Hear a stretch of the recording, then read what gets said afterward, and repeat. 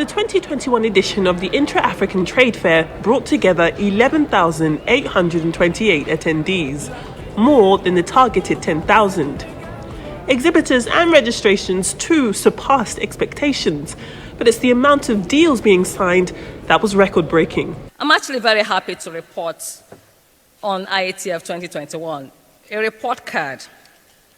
So we welcomed a total of 11,828 attendees to this event physically, as against our target of 10,000. As against our target of 10,000 attendees. We had 4 country days: South Africa, Egypt, Cote d'Ivoire, and Nigeria. That was double what we had in 2018.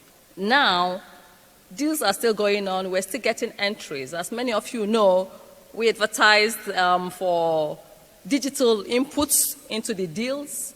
We circulated notes for people to fill their for their deals, and they're still being compiled. But let me now announce that as of now, we have about $36 billion in deals concluded at Iatf 2021. Despite billions of dollars worth of deals reaching across Africa, Africans themselves still struggle to travel across the continent for business because of visa issues. Since we're talking so much about the deals being done, $36 billion at least, a massive amount, which is definitely something I imagine all of you are very proud of, but perhaps another thing that many people are concerned about is the movement of people across intra-Africa.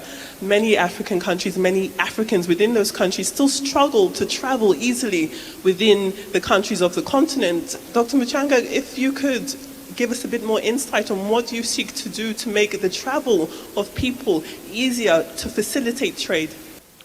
Thank you very much for that very direct question. There is going to be free movement of people across Africa, visa-free.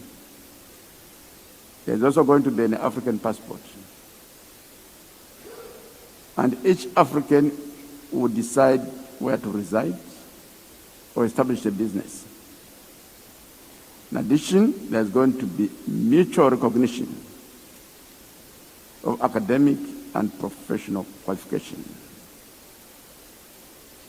As we wait for that to happen, the African Union has made a number of moves, one of which is to provide the African Union passports to Africans who are always traveling around the continent. This was the first Intra-Africa Trade Fair since the start of the Africa Continental Free Trade Area in January 2021. Its significance undeniable. We have to make sure that the AFCFTA succeeds to industrialize our continent, to make sure that we have trade specialization, that we export to one another value-added goods, not apples for apples, but value-added goods, which means we have to improve our productive capacity, manufacturing capacity as a continent.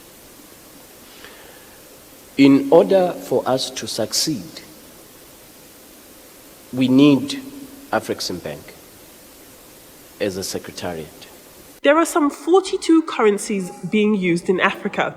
To bypass the US dollar as the currency of trade, Afreximbank has piloted a payments and settlement platform in West Africa, which it says will save Africa $5 billion in exchange rate costs every year. The Intra-Africa Trade Fair heads onwards to Abidjan, Cote d'Ivoire in 2023, where the organizers are already anticipating a greater momentum to integrate African trade. But from all of us here in Durban, $36 billion in deals later, it's goodbye. Nkolisi Masango. Adefemi Akinsanya, Arise News.